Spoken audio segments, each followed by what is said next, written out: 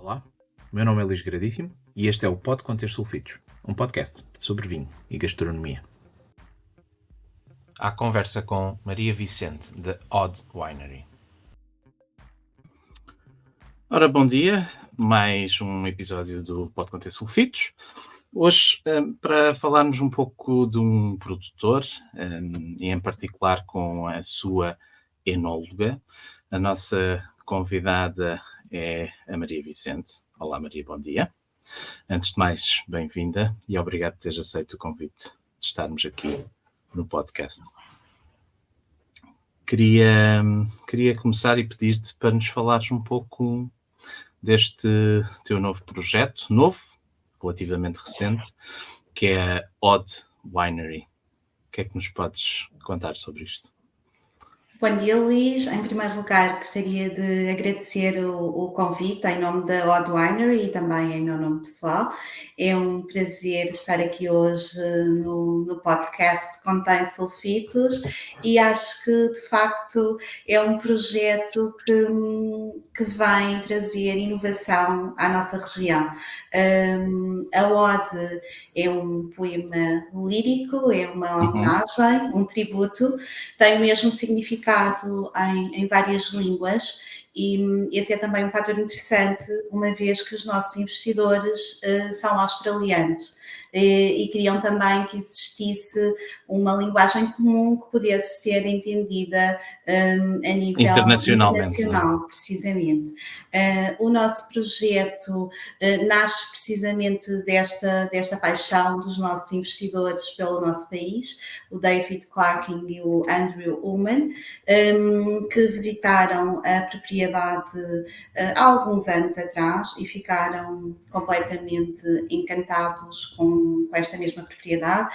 Eles atuam sobretudo na área do imobiliário, na construção de resorts de luxo, mas assentes na sustentabilidade, na agricultura regenerativa e, portanto, foi isso que os encantou também na nossa região, além do reconhecimento de todo o potencial que nós temos aqui a nível arquitetónico, a nível de cultura gastronómica, paisagística. Portanto, todas essas vertentes fizeram com que considerassem que, de facto, aqui seria um investimento bastante interessante. Nós estamos apenas a 40 minutos de Lisboa, estamos em Vila Xandorique, é uma vila com muita história e muito ligada ao vinho. Porta sim, porta não, temos uma adega em Vila Xandorique e de facto temos aqui um terroir único, estamos no terroir de transição. Para quem não conhece, estamos a falar de região. Para quem não conhece, exatamente, nós estamos a falar da região do Tejo. A região do Tejo é das mais antigas regiões produtoras de vinho no nosso país, tem esta ligação quase que imemorial com o vinho. Nós ficamos situados, portanto, a região é uma região ainda bastante extensa, que vai desde das planícies do Tejo até lá acima à Serra do Monte Junto e Candeeiros, que faz a delimitação da região, e temos fundamentalmente a região dividida em 3 terroirs. Existem mais terroirs, naturalmente, uma vez que existem microclimas em cada uma das regiões, mas quisemos falar de uma forma genérica. O Rio Tejo marca completamente a região e divide também a região em termos de terroirs. Temos na margem esquerda, mais a sul do rio, terrenos mais arenosos e, portanto, conseguimos perfis que nós chamamos vinhos da charneca, onde temos temperaturas mais elevadas e, portanto, mais concentração. Junto ao rio, nós chamamos que é a região do campo, e aí no campo nós temos muita frescura e, portanto, é uma região de excelência para a produção de vinhos brancos. e depois, mais acima, a norte da região, temos o chamado bairro, e mais a norte temos alguns solos que já são mais xistosos. Portanto, o bairro é argilo-calcário e a norte da região já encontramos solos xistosos. Portanto, de facto, é uma região que tem uma diversidade enorme e que tem vindo a dar provas de grande qualidade e a posicionar-se como vinhos de grande qualidade nos últimos anos. E como é que podemos então caracterizar aqui o terroir de Vila Xandorique e em particular das vossas vinhas da Ode? Nós na Ode temos ainda a benesse de estar num terroir de transição. Portanto, nós temos vinhas que estão ainda situadas no campo e, portanto, beneficiamos de toda essa frescura que nos vai potenciar toda a qualidade dos nossos vinhos brancos. Mas depois entramos também já no bairro, onde temos terreno mais argilo-calcário e conseguimos inclusivamente ter algumas parcelas que estão em solos que já têm alguma areia. Portanto, acabamos por beneficiar de microclimas dentro de um terroir de transição. Isto é fundamental para a nossa filosofia de diversidade, portanto, todo o nosso projeto acaba por ser bastante original. Começa logo nos rótulos, estão aqui atrás de mim, não é? Sim, e que demonstram que, de facto, o projeto é bastante orgânico. Como falei, todo o objetivo e desde o primeiro momento o que nós fizemos foi uma conversão das vinhas que já existiam. Este projeto já tinha vinhas plantadas, que têm uma média de 20 anos, e tínhamos castas portuguesas, mas também castas francesas. E foi muito, muito interessante perceber que as expressões delas, naturalmente, bastante diferentes, mas todas elas conseguiram atingir os parâmetros qualitativos aos quais nós nos propusemos. E trabalhando nós em mínima intervenção, o que é que nós queremos dizer com a mínima intervenção? Mínima intervenção, máxima atenção, não é? Máxima atenção, esse é de facto o nosso lema, e o que nós pretendemos é expressar, portanto, de forma o mais natural possível, toda a expressão aromática, todo o perfil de determinada casta. Nós no primeiro ano lançámos 5 vinhos, numa fase inicial, que foram todos monocastas. Isto não foi uma coincidência, foi algo que nós achámos que seria muitíssimo interessante, uma vez que nós tínhamos plantadas aqui as castas portuguesas Arinto, Fernão Pires e Alvarinho, e as castas francesas Semillon, Viognier e Pinot Gris, isto nos brancos. Uma curiosidade, como referi, os nossos investidores são australianos e, portanto, foi muito interessante termos aqui o Semillon, uma vez que existem plantações muito antigas na região do Hunter Valley, na Austrália, e, portanto, era o vinho que eles melhor conheciam em termos de perfil. Resolvemos fazer num estilo totalmente seco, mas toda a nossa filosofia, desde o primeiro momento, foi começar a trabalhar com princípios de agricultura regenerativa, começar a trabalhar logo em modo biológico e a fazer essa conversão a nível legal, de forma a poder fazer uma expressão muito natural dos vinhos. Então, eles demonstraram-se em todo o seu esplendor, desde o primeiro ano, graças também às técnicas que nós aplicámos e ao cuidado, portanto, à máxima atenção que aplicámos a cada uma das parcelas. O nosso grande objetivo é a sustentabilidade. Em função disso, nós começamos também já ter algumas medidas que nos vão ajudar a atingir esse objetivo, nomeadamente fazemos já compostagem nas nossas vinhas, já estamos também a fazer alguma economia circular e, portanto, o nosso objetivo é ter algo muito orgânico e que possa realmente demonstrar o nível qualitativo que nós temos neste terroir muito, muito específico. Para quem vos visita, e eu já tive a oportunidade de recentemente revisitar, porque eu também já tinha estado na versão original, digamos assim, deste projeto. Quem vos visita, quem vê de fora e que vê aquele edifício lindíssimo, que vê aquela adega subterrânea única, espetacular, quem vê agora e sabe destes investidores que vêm de fora, associados a resorts de luxo por aí fora, pode achar que isto é um projeto megalómano, mas não é. Até tem uma área relativamente pequena de vinha e as produções de vinho também muito diminutas, digamos assim. Quantos hectares de vinha que tem atualmente? Atualmente nós temos 22 hectares de vinha, a herdade tem 96 hectares. Fundamentalmente temos montado de sopro, portanto cortiça, olival e depois a vinha. A herdade é também muito, muito impactante, tem um lago no meio, portanto que lhe dá também toda uma atmosfera muito particular.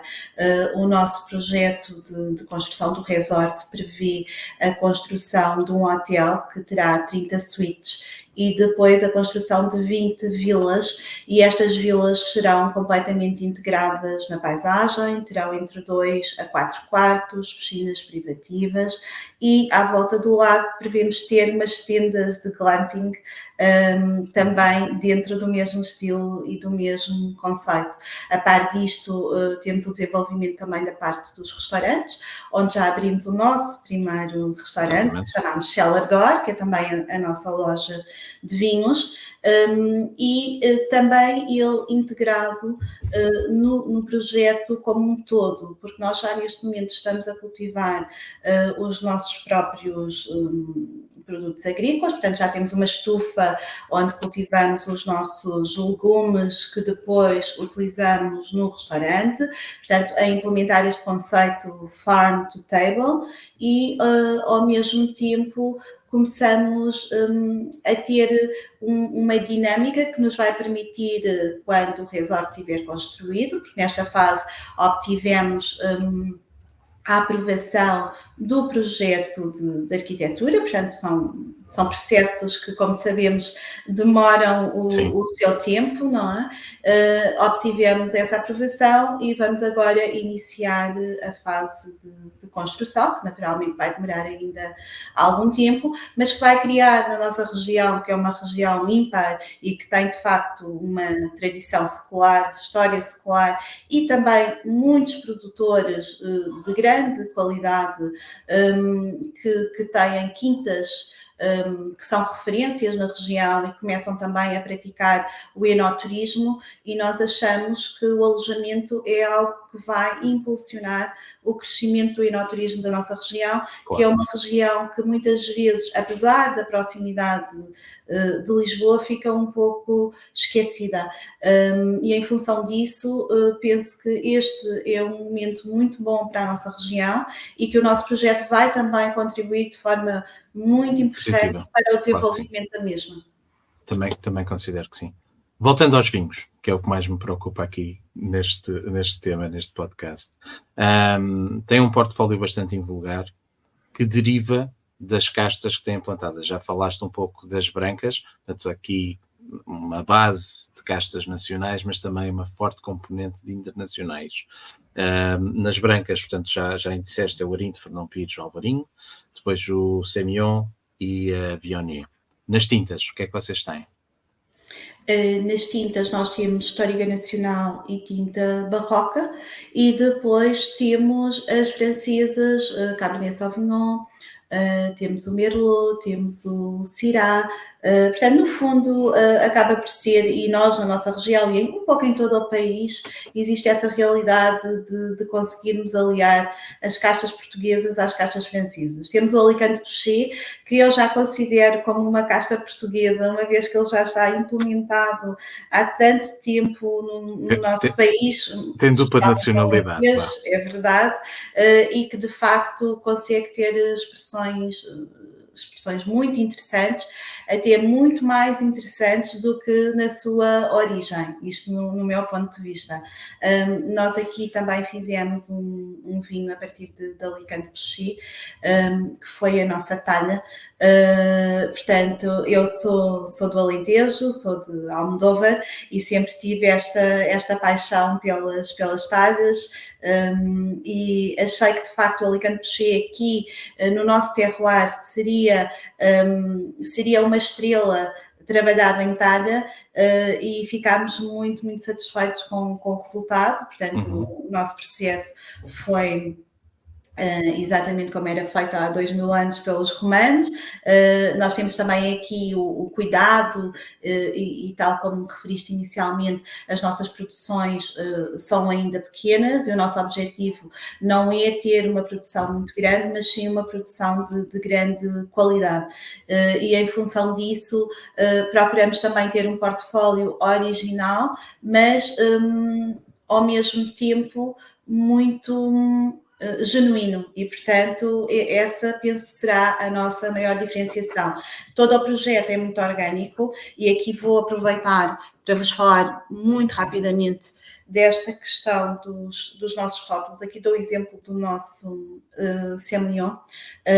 Como vocês podem ver, há pessoas que já lhe chamaram uma aurora boreal. De facto, é algo muito orgânico. A nossa inspiração foi a mudança de cores que temos na própria vinha e também na floresta de Montado, em que de manhã temos umas tonalidades, ao final do dia temos tonalidades completamente distintas. Aqui no caso do Semillon, tentámos, no caso do Semillon e todos eles, tentámos de facto ter ainda algo mais ligado a cada um dos vinhos. Então, consoante os aromas que nós vamos encontrar no vinho, fizemos também uma associação em termos de cores. O Semillon é muito cítrico, é muito fresco, portanto estes tons verdes puxam por isso, mas depois também tem uma nota de chá, então aparece uma nota mais amarela e mesmo castanha. E depois acontece a mesma coisa com os outros rótulos, havendo uma progressão. Temos duas seções no nosso portfólio em termos de rotulagem. A primeira delas é o Única. O Única é um vinho... O Única está inserido numa trilogia muito curiosa. A trilogia das Torigas. Das Torigas nacionais. Das Torigas, que eu depois já vou explicar também. O Única distingue-se também dos restantes, porque é um vinho muito jovem, muito divertido, e com o objetivo de ter um rótulo diferente a cada ano. Nós temos um concurso na Faculdade de Belas Artes e os alunos vão apresentar várias possibilidades e depois nós iremos escolher o rótulo que será para a maceração carbónica de 2024. Portanto, em função disso, e eu depois já passo a explicar as trilogias, temos também o nosso rótulo Enóloga. Este rótulo é apenas... Aqui o meu jeitinho para isto é pequeno, mas vamos ver. Ok, é apenas uma ficha técnica. Não sei se vocês conseguem ver aqui. Um rótulo branco muito simples. Um rótulo branco muito simples, uma ficha informação. técnica. E o nosso objetivo aqui era precisamente escolher a melhor expressão qualitativa do ano. Portanto, é um rótulo que... neste caso, vai ter sempre a mesma estrutura de rótulo, o vinho é que pode variar consoante a melhor expressão qualitativa do ano em questão. Sem dúvida. Em relação às nossas... Diz. Em relação às nossas Torigas, de facto a ideia surgiu precisamente pelo início da nossa conversa, ou seja, nós estamos num terroir de transição e temos diferentes expressões da mesma casta, consoante o terroir em que ela está inserida e o microclima em que ela está inserida. Aliando isso às técnicas de vinificação, nós apresentamos aqui 3 Torigas completamente distintas, portanto, a partir da mesma casta, a partir do mesmo clone, em que a diferença vem exatamente dessa origem. No caso da maceração carbónica, é um vinho em que nós utilizamos o mesmo sistema de vinificação que é utilizado na região do Beaujolais, e os famosos Beaujolais, portanto, a sul da Borgonha, são feitos desta forma, exatamente, e também os Villages são feitos desta forma, em que A uva é colocada inteira dentro da cuba, ao contrário de uma fermentação habitual, em que a uva é esmagada, e o que acontece é que há uma seleção rigorosa da uva na vinha, como nós fazemos, aliás, para todas as outras, e depois na adega fazemos uma escolha, e a partir dessa escolha nós vamos escolher as melhores uvas que estejam completamente íntegras, em que a película não tenha qualquer fissura, e vamos colocá-las dentro de uma cuba em forma de ovo, neste caso, devido à convecção que existe nesta cuba, que vai ajudar a que a fermentação ocorra de forma mais eficaz. No início, e como naturalmente a uva não é esmagada, não há libertação de dióxido de carbono, adicionamos de facto algum dióxido de carbono no início, apenas para saturar o meio, e depois, à medida que o peso das próprias uvas esmaga as de baixo, cria-se um ambiente saturado naturalmente. E desta forma fica em cuba fechada, que tem uma válvula de pressão, e se alguém quiser fazer, deve ter sempre esta atenção, caso contrário, a adega corre um sério risco, com válvula de pressão, e portanto vai haver uma fermentação em cuba fechada, e o que vai acontecer é que, como não há um contacto com a película direto, os taninos vão ser mais baixos. E os taninos mais baixos, a acidez mais elevada e com muita fruta.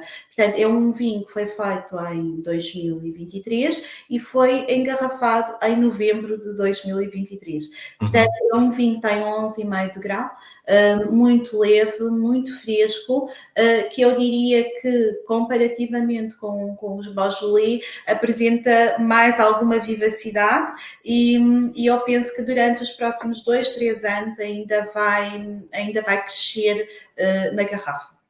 Foi um dos vinhos que mais me surpreendeu, precisamente por essa vivacidade, essa frescura, essa leveza, essa facilidade de consumo, e um perfil diferenciado. Quando olhamos para a Touriga, pensamos sempre em vinhos estruturados, tanino marcado, muito encorpados, e este é quase a antítese de tudo isso. E por isso acaba por ser um vinho muito surpreendente. É um vinho simples, mas aqui no bom lado do simples. A sua simplicidade encanta, não é? Não é um vinho simplista. Simples, em si, não é muito complexo, é muito fácil de beber, inclusive é para se beber jovem. Até estou curioso para ver como é que este tipo de vinho vai evoluir. Mas a trilogia não se fica por aqui, não é? Ainda há mais dois Tourigas. Dois Tourigas. Eu acho que o mais surpreendente ainda será o Lagares. Uma vez que quando nós pensamos em lagares, pensamos em extração, mas aqui o objetivo não foi a extração de cor. O objetivo aqui foi, de facto, ir à procura do lado mais apimentado da Touriga nacional. Portanto, nós fizemos maceração pelicular pré-fermentativa a frio nos nossos lagares de pisapés, de pedra. De facto, aqui eu acho que as nossas ferramentas, uma vez que o nosso objetivo é não ter adição de produtos, as nossas ferramentas são de facto tecnológicas. Temos o sistema de frio que nos ajuda muito, e depois temos as próprias cubas que têm sistemas de pisa e que nos permitem controlar as extrações, e desta forma nós conseguimos encontrar o equilíbrio. Neste caso, os lagares foram pisados a pés, outro grande divertimento também para toda a equipa e também para quem nos visitou, mas não só divertimento, de facto há uma grande superfície de contacto com o oxigênio que beneficia muito o perfil que nós queríamos criar. Portanto, a pisa não foi prolongada, foi uma pisa que só durou 2 dias, precisamente porque nós não queríamos ter extração de cor, queríamos sim ter esta fase muito apimentada da Touriga Nacional. Resulta num vinho que tem um grau alcoólico de 12,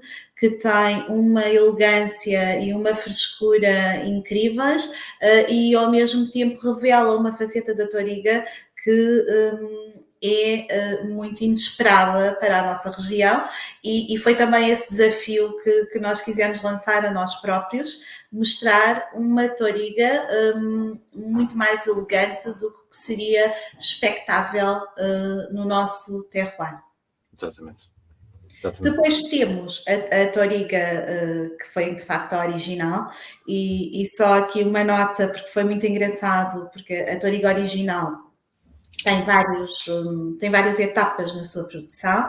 A uva é apanhada à mão, caixas de 20 quilos, é selecionada também na nossa mesa de escolha, e depois pisada a pés nos lagares, e a seguir à pisa, parte do lote vai para os ovos e parte do lote vai para a barrica, mas apenas durante 4 meses.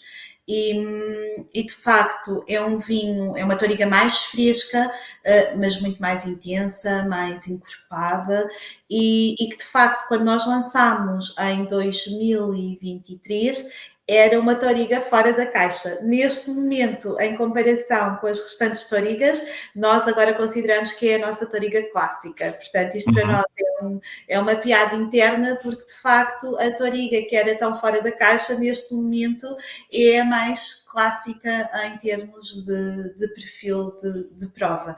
Portanto, eu acho que é bastante interessante para quem nos visita fazer esta prova e conhecer a Toriga Nacional nas suas diferentes versões. E da vossa experiência, qual tem sido a mais consensual? A mais consensual, eu diria que é a primeira. Que giro. Eu diria que é a primeira, muito embora naturalmente o Lagares é a mais surpreendente e muitas vezes a mais apreciada, mas eu diria que a mais consensual é mesmo essa, porque tem de facto frescura, tem intensidade, não está tão distante de uma Toriga dita clássica, e ao mesmo tempo é muito gastronómica também. Portanto, eu acho que aliando essas facetas e talvez em função delas, ela acaba por ser a mais consensual. E são 3 belíssimos vinhos. É um portfólio muito, muito invulgar. Começámos pelos tintos, já nos falaste um pouco do ânfora, do Alicante Bouschet, também algo invulgar. Invulgar nesta região do Tejo, ainda por cima. Talhas também normalmente são vinhos de lote, de várias castas, e vocês fazem-no em monocasta, que também, diga-se, é outro traço do vosso portfólio. Praticamente todos os vinhos são monocastas, não é? Porquê esta vertente monocasta? No primeiro ano, e como é do conhecimento, esta quinta teve durante muito tempo sem ser explorada, não é? O que para nós foi uma grande vantagem em termos de sistemas biológicos, sistemas regenerativos, etc., porque de facto a biodiversidade cresceu imenso durante esse período, e não havia resíduos nos nossos solos, mas ao mesmo tempo isso também fez com que de facto nós tivéssemos uma oportunidade de estudar cada uma das castas em separado e perceber qual seria o potencial de cada uma delas. E foi isso exatamente que aconteceu. Portanto, o primeiro ano foi um campo de ensaios. Eu recebi uma carta branca para poder ensaiar o que entendesse e tentar... sim, de facto foi um grande privilégio ter essa oportunidade, e o objetivo no primeiro ano era, obviamente, o que nós queríamos atingir era uma expressão qualitativa elevada desde a primeira vindima. Se iríamos conseguir ou não, era o desafio, não é? Mas, ao mesmo tempo, era uma grande oportunidade de estudar o solo, as vinhas e cada uma das castas. E foi exatamente isso que nós fizemos. Portanto, nós tivemos um cuidado muito grande com cada uma delas, fizemos um estudo muito aprofundado sobre cada uma das parcelas E na adega escolhemos também diferentes tipos de materiais, barricas com diferentes tostas, portanto fizemos várias visitas técnicas para escolher os melhores materiais, fizemos vários testes sobre o tipo de tosta que iria de facto beneficiar o nosso vinho em termos do perfil que queríamos criar, e em função disso decidimos que só iríamos ter barricas de 500 litros, precisamente para a superfície de contacto ser menor, a superfície de contacto com o vinho ser menor e, portanto, os vinhos não ficarem demasiado marcados e a fruta sobressair sempre em cada um dos vinhos que iríamos apresentar. Os ovos, para conseguirmos ter um acabamento nos vinhos sem fazer adições, portanto uma micro-oxigenação que iria permitir de facto ter uma maciez e os taninos mais arredondados, as talhas também como experiência, e claro, as pisas a pés, temos também prensas verticais, portanto, foi um primeiro ano que foi basicamente de estudo e em que o nosso grande objetivo era conseguir perceber o que é que nós conseguiríamos fazer no futuro. Eu posso dizer que talvez a nossa ideia inicial não fosse fazer só monocastas, ou fundamentalmente monocastas. Os resultados que nós obtivemos no primeiro ano conduziram-nos também a essa realidade, porque de facto quando nós lançámos um Semillon, um Viognier, um Arinto e um Fernão Pires, portanto 2 castas portuguesas e 2 castas francesas, não sabíamos qual ia ser a receptividade, até porque uma marca totalmente nova, um projeto que surge como toda uma novidade, mas de facto os resultados foram muito bons e nós achámos que tínhamos condições para continuar este portfólio. E em função, e essa começa a ser também a nossa dificuldade, porque fizemos um alvarinho, por exemplo, fermentado em barrica. No primeiro ano não tivemos produção de alvarinho, isto teve a ver também com o trabalho que fizemos na vinha e, portanto, que exigiu que nós tivéssemos algumas podas mais severas e isso fez com que não tivéssemos produção logo a partir do primeiro ano, muito embora as vinhas tenham uma média de 20 anos. E, portanto, todo esse nosso trabalho teve a ver com o objetivo que nós perseguíamos. Este ano já tivemos um alvarinho, de facto também muito interessante e que nos deixa assim numa situação difícil de não lançar tantas referências quanto nós gostaríamos. Mas também temos vinhos do lote. Por exemplo, sim, isto também é interessante. Exato, neste momento temos 2. Temos o nosso quarteto, que é um vinho tinto com 4 castas, e daí o nome quarteto. Tem Touriga Nacional, Tinta Barroca, Alicante Bouschet e Cabernet Sauvignon. Um vinho bastante complexo, com 12 meses de estágio em barrica, estruturado e muito gastronómico também. E temos o nosso, que nós elegemos como o melhor de 2022, que é o Inolga, que é também um lote de Arinto e Fernão Pires. Portanto, não significa que nós não possamos alargar o nosso portfólio para lotes, mas de facto os resultados que obtivemos até aqui, os estudos que fizemos e as projeções que temos, dizem-nos que este é o nosso caminho e, portanto, este é o caminho que nós vamos continuar a percorrer. Sem dúvida. Então, os tintos são todos apresentados. Se calhar agora passávamos muito brevemente pelos brancos, que são os monocastas, não é? Não sei se há uma ordem em particular. Eu provei do Semillon para o Enóloga. Não sei como é que costumas apresentá-los. Sim, tem a ver também com as harmonizações, que também é a tua especialidade, não é? E, portanto, em contexto de prova, nós temos sempre essas 2 possibilidades. Se for uma prova só de vinhos, normalmente nós fazemos essa sequência. Se tivermos a fazer a prova no restaurante e tivermos alguns pratos que queremos harmonizar, portanto, uma sequência de pratos, podemos alterar um pouco a prova, a ordem de prova.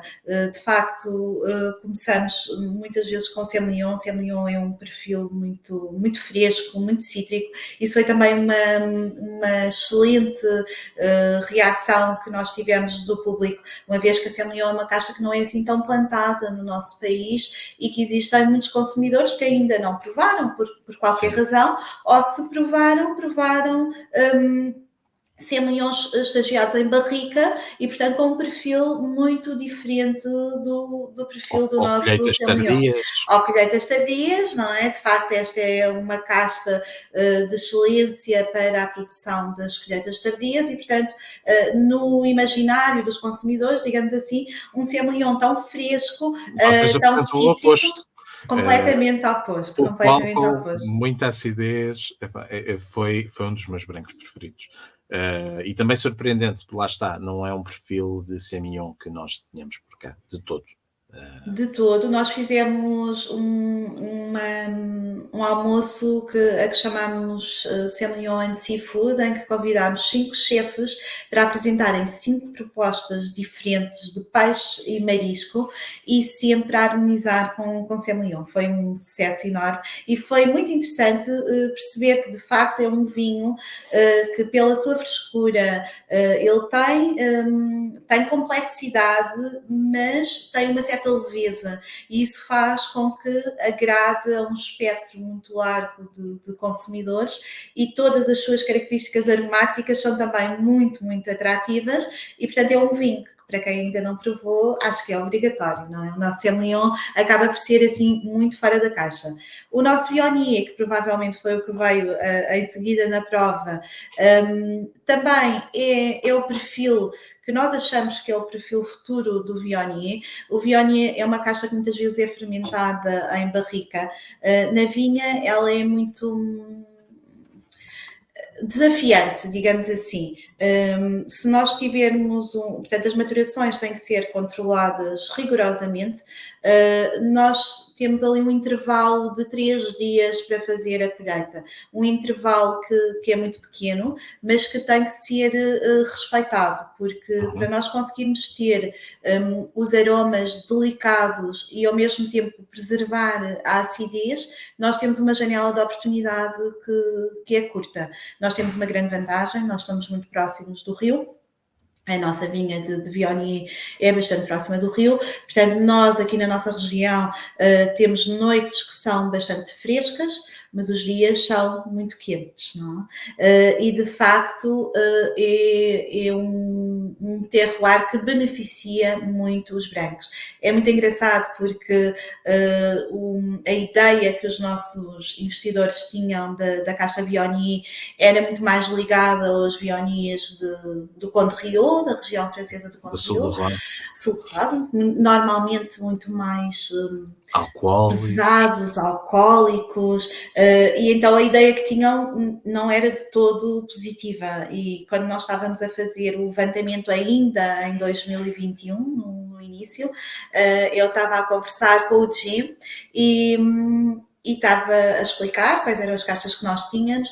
E ele, quando percebeu que nós tínhamos aqui o Viognier, disse: Maria, temos o Viognier, e o Viognier não é uma casta nada interessante. E de facto confiaram e ficaram muito felizes e surpreendidos com o resultado. Para nós foi também uma grande satisfação, para mim não foi nenhuma novidade, porque de facto trabalho há muitos anos na região e tanto o Viognier como o Alvarinho na nossa região são de facto surpreendentes. Não estou a falar só no nosso terroir também, mas em toda a região eles expressam-se de forma muito, muito interessante. Portanto, foi uma grande surpresa. Em termos de vinificação, optámos por não ter nenhuma barrica, nenhuma madeira na fermentação, nem no estágio do Viognier. Nós queríamos preservar toda a fruta, toda a intensidade aromática, toda a frescura e todo o seu potencial o mais natural possível. O que nós fizemos foi batonagem sobre borras finas durante 5 meses, mas esta batonagem não foi feita em barrica, foi feita em inox. Portanto, é um perfil muito fresco, mas muito volumoso em boca. O nosso conceito no restaurante, no Cellar Door, foi inspirado na cozinha izakaya. Nós, portugueses, fomos os primeiros europeus a chegar ao Japão. Existe, de facto, uma grande herança cultural e muito ligada à gastronomia na cidade de Nagasaki. E o nosso início, os nossos primórdios do nosso conceito foi precisamente a implementação de uma taberna ao estilo japonês aqui Portanto, outra surpresa, não é? Chegar a Vila Shandorique e encontrar um restaurante estilo izakaya, de facto, é um conceito de partilha, é uma taberna, como uma das nossas tabernas, mas no Japão. E, portanto, isto é muito interessante. E o que aconteceu foi também que, obviamente, tem muita inspiração também asiática, e o nosso Vioni é, de facto, uma estrela para harmonizar com pratos da cozinha asiática e, portanto, um pouco mais picantes, etc. E isso foi também muito interessante. Depois, nas castas nacionais, não podíamos deixar de ter uma ode ao Fernão Pires, que é a casta autóctone da nossa região. De facto, é uma casta muito versátil e é possível fazer praticamente todos os estilos de vinho a partir do Fernão Pires, desde vinhos tranquilos até vinhos espumantes, vinhos de colheita tardia, os famosos abafados, portanto, sim, da nossa região. Aqui o que nós procurámos foi uma expressão mais elegante do Fernão Pires, queríamos um pouco mais contida. Em função disso, utilizámos barrica nova, carvalho francês com diferentes tostas, onde colocámos metade do lote, portanto 50% do lote em fermentação e depois em estágio, mas apenas durante 5 meses. Porquê? Mais uma vez, porque queríamos respeitar integralmente o perfil da casta e não queríamos que ela ficasse muito marcada pela madeira. Foi muito interessante perceber que quem nos visita e que conhece a casta Fernão Pires ficou muito surpreendido com o resultado que nós obtivemos. De facto, eu penso que, obviamente, em nariz e em prova, imediatamente consegue-se reconhecer como sendo a casta Fernão Pires, mas depois aparece um pouco mais contida, mas muito gastronómica também. Nós fazemos aqui uma harmonização que, portanto, é um branco e, neste caso, com carne, com o nosso carpaccio. O que é maravilhoso, diga-se. É muito bom, é de bife do lombo cortado com cebola frita, com picos de gengibre, molho de soja e saquê. Se seria inesperado esta combinação com o Fernão Pires, sim, se resulta maravilhosamente. Nós fizemos também essa harmonização para o Tejo Gourmet, que terminou agora também, e de facto temos recebido um feedback muito positivo em relação ao Fernão Pires. Depois o Arinto. O Arinto é a minha casta branca favorita em Portugal, e de facto aqui o Arinto é fabuloso. Eu até trouxe o Arinto aqui, eu não sei se estás a provar alguma coisa aí, não trouxe, mas de facto mas foi dos meus preferidos, um grande vinho. Tem uma mineralidade incrível, tem alguma salinidade, de facto é um vinho que tem tensão em boca, potencial de longevidade é enorme.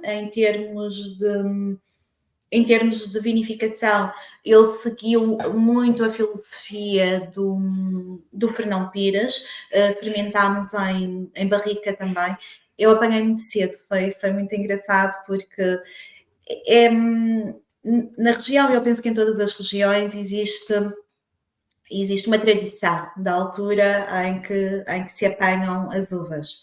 De facto, as alterações climáticas não se coadunam com datas marcadas antecipadamente, não é? E nós não fazemos nada dessa forma, não é? Portanto, fazemos um acompanhamento diário, temos também grande valor e uma grande equipa na nossa quinta, em que temos uma jovem viticulturista, que é a Beatriz Pires, que acompanha diariamente as nossas vinhas e faz registros, e nós fazemos análises muito detalhadas de tudo o que está a acontecer na vinha.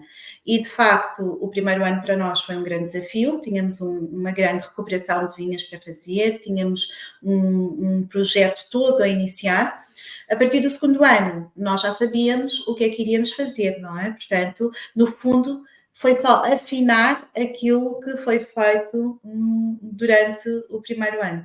E, de facto, com esta grande equipa que nos dá suporte, foi possível produzir estes vinhos com grande rigor. E é um facto que o Arinto, desde o início, portanto, desde o início do ciclo fenológico da Vidara, mostrou-se sempre extraordinário. Inclusivamente, inspirou a criação de um Arinto em talha, que fizemos em 2023, que foi um projeto conjunto com uma sommelier polaca, Izabela Kaminska, em que a Isabela acompanhou todo o ciclo fenológico da Vidara e, portanto, e documentou toda esta atividade. Ela tem um canal de televisão na Polónia só relacionado com os vinhos e, portanto, alimentou toda esta processo desde o início até à garrafa. Portanto, engarrafámos agora, teve 8 meses em contacto com as películas, portanto, fez uma maceração pelicular durante a fermentação e após a fermentação também, e resultou numa talha incrível. Portanto, temos tanino no branco, portanto, temos muita complexidade, muitas texturas e irá agora para os melhores restaurantes na Polónia fazer o seu trabalho. Portanto, realmente aqui a Casta Arinto é privilegiada e nós reconhecemos isso logo desde o início dos trabalhos. Arinto esse que entra no vinho que nos falta apresentar, curiosamente, o da enóloga. É verdade.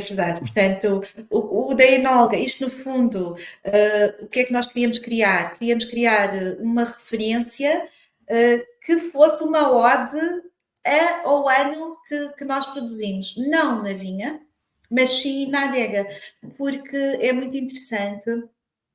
Durante todo o ano, não é? Eu provo os vinhos com regularidade. E cada vinho é um ser vivo, não é? É um ser vivo que nós temos aqui. E, portanto, todos os seres vivos podem ter irmãos, podem ter a mesma base, mas depois têm comportamentos diferentes, têm a sua personalidade, não é? E os vinhos também têm a sua personalidade. E isso é fantástico. E à medida que as provas são feitas, começa a perceber que há vinhos que estão a evoluir de forma extraordinária. Então, o objetivo desta referência é precisamente trazer esses vinhos para a garrafa com esse reconhecimento. Portanto, este vinho evoluiu extraordinariamente, então vamos colocá-lo como sendo o enóloga de 2022. Em 2023, vamos ver o que é que vai acontecer. Não estamos presos ao Arinto Fernão Pires. Portanto, ainda não se sabe ou ainda não queres contar? Ainda não se sabe, e é mesmo sinceramente. Eu ontem estive a fazer a minha prova semanal. Há umas talhas que estão incríveis, é verdade que sim, e temos também uma tóriga que está espetacular. Os brancos estão muito bons, portanto, eu acho que ainda falta. Ainda temos que esperar mais um pouco, mais uns 6 meses para ver como é que eles vão evoluir. Muito bem. Este ano fizemos também uma novidade, que foi o nosso primeiro rosé. O nosso rosé foi elaborado a partir da casta Pinot Gris, fermentada em barrica de segunda utilização, e a nossa Touriga Nacional em inox. Portanto, a frescura que nós vamos buscar no inox, aliada à textura e à complexidade da barrica, eu acho que fica um vinho extremamente interessante, e nós queríamos criar também um perfil de rosé também diferente do habitual. Ficou esse por provar, que eu, no dia que aí estive, o rosé estava a ser ou engarrafado ou rotulado, já não me lembro. Estava a acontecer alguma coisa ao rosé. Tens de voltar, não é? Obrigatório. Sem dúvida que sim. Para terminar, Maria, explica-me, ajuda a perceber. Nós estamos no Tejo, estamos em Vila Xandorique, estamos numa região onde há de facto um bom equilíbrio entre maturação e frescura, como há pouco referiste, mas como é que justificas este traço comum praticamente em todos os vinhos da Ode, de elegância e de frescura, que não é de todo assim tão habitual nos vinhos da região? É o lado da enóloga? É o terroir?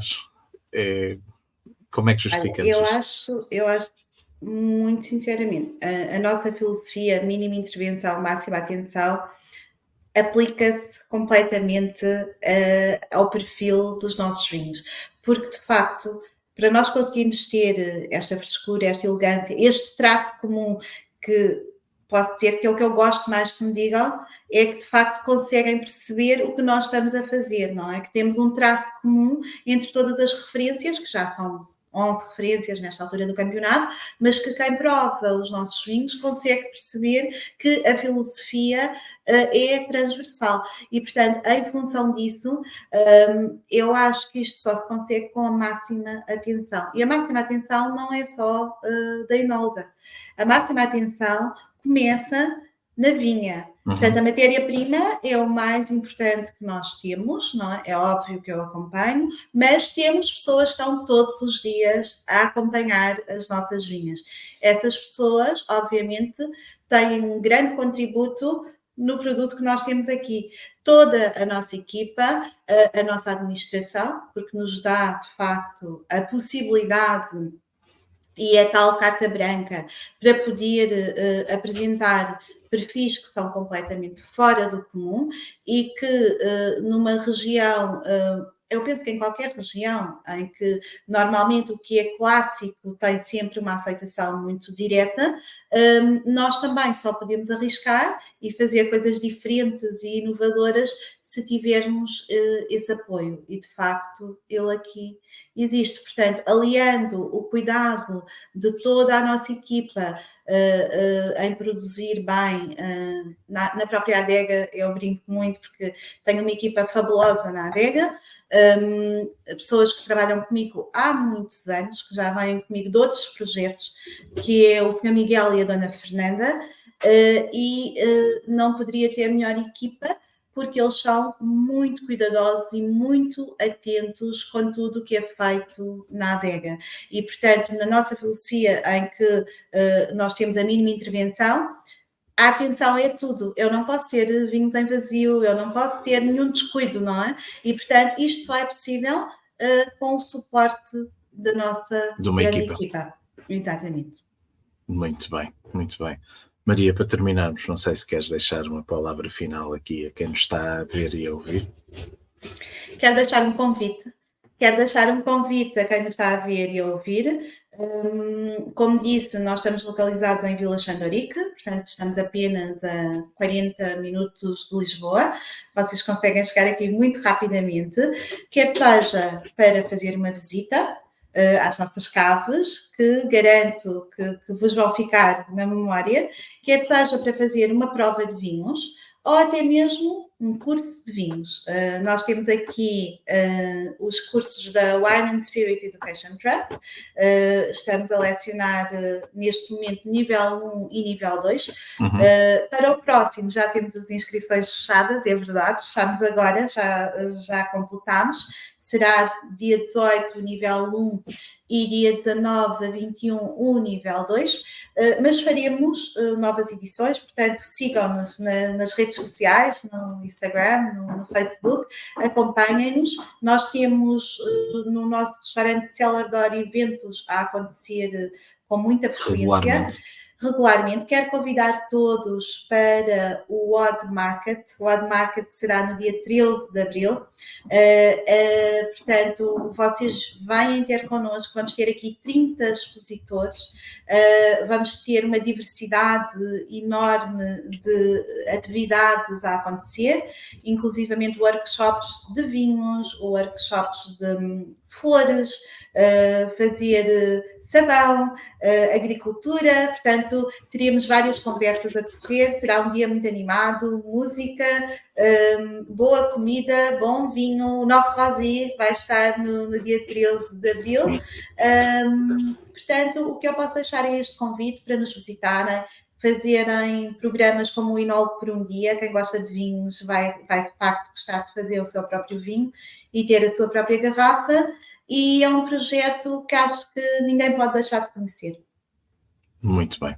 Fica o convite feito. Maria, mais uma vez, muito obrigado pela tua disponibilidade, e a quem nos viu e ouviu, até a um próximo episódio. Obrigado a todos. Boas provas. Obrigada, Luís.